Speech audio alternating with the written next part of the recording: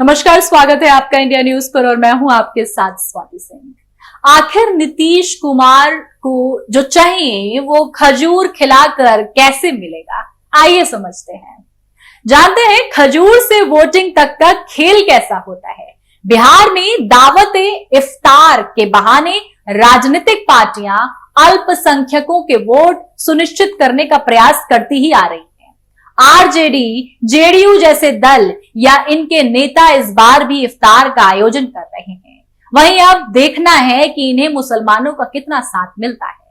हालांकि अभी देखा गया कि बिहार शरीफ और बिहार के सालों पुराने मदरसे तक रामनवमी की हिंसा में उजड़ गए, जिसका असर मुसलमानों पर अभी तक है। इसे लेकर ओवैसी ने भी नीतीश पर निशाना भी साधा।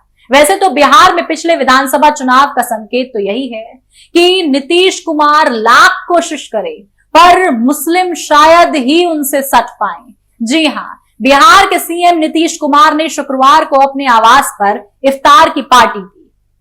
महागठबंधन के नेताओं के अलावा खासी तादाद में मुस्लिम समुदाय के लोग भी जुटे। नीतीश को अब भी आस है कि साथ छोड़ चुके मुसलमान फिर उनके साथ आएंगे।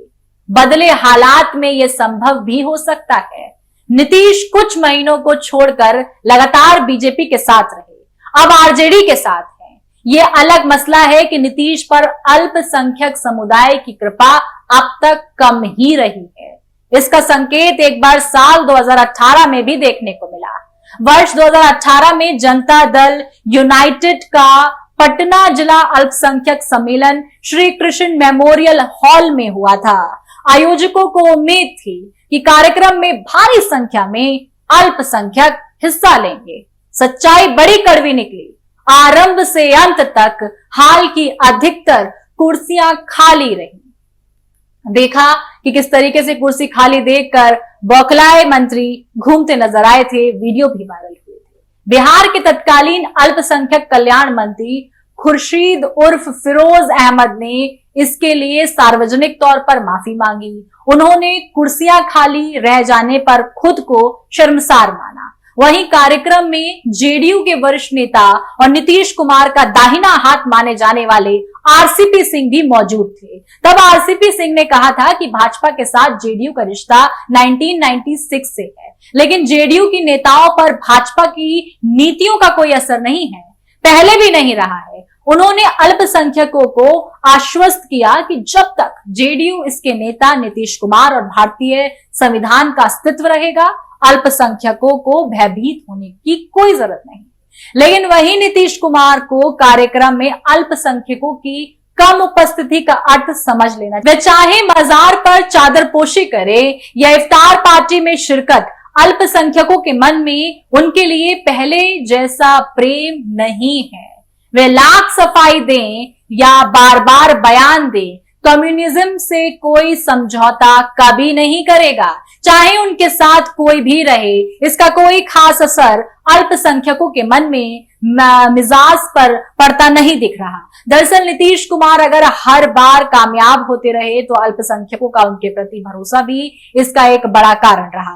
कभी कांग्रेस के कट्टर समर्थक अल्पसंख्यक कलंकतार में राजद के साथ हो गए थे, लेकिन नीतीश कुमार ने कई मौकों पर अपने आचरण और वाणी से यह भरोसा दिलाया कि वह अल्पसंख्यकों को नहीं छोड़ेंगे। वह अफसर चाहे नरेंद्र मोदी का गुजरात के मुख्यमंत्री होने के नाते बाढ़ राहत का बिहार को भेजा गया पैसा लौटाने का हो या उनके साथ भोज रद्द करना, नीतीश के अल्पसंख्यकों की भावना को तरजीह हमेशा दी। नरेंद्र मोदी को बीजेपी ने जब प्रधानमंत्री उम्मीदवार बनाया तो नीतीश ने भाजपा से रिश्ता तोड़ दिया।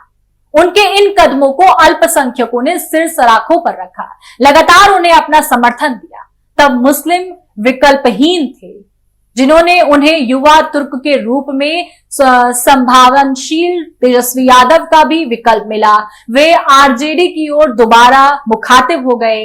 इन दिनों हर त्योहार को देखे एक इवेंट की तरह मनाया जा रहा है।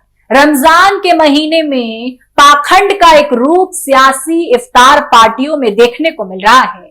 आप रोजे का मकसद देखें तो ढेर सारे आत्म संयम और पवित्रता के साथ भूखे और प्यासे रहकर समाज के आश्वासगत लोगों की भूख प्यास का दर्द महसूस करना होता है। ये एक पवित्र सामुदायिक आयोजन है।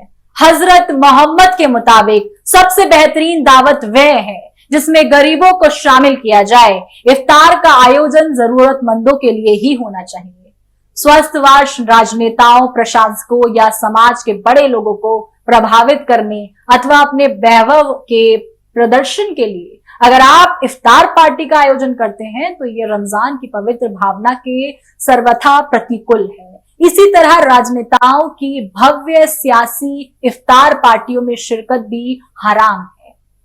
सबको पता है कि राजनेताओं की शानदार इफ्तार पार्टियों के पीछे का उद्देश्य मुसलमानों का कल्याण नहीं, उनके वोटों की गोलाबंदी है। इस पर आपकी क्या राय है? कमेंट बॉक्स में जरूर बताएं। अभी के लिए मेरे साथ बस इतना ही। देखते रहें इंडिया न्यूज। धन्यवाद।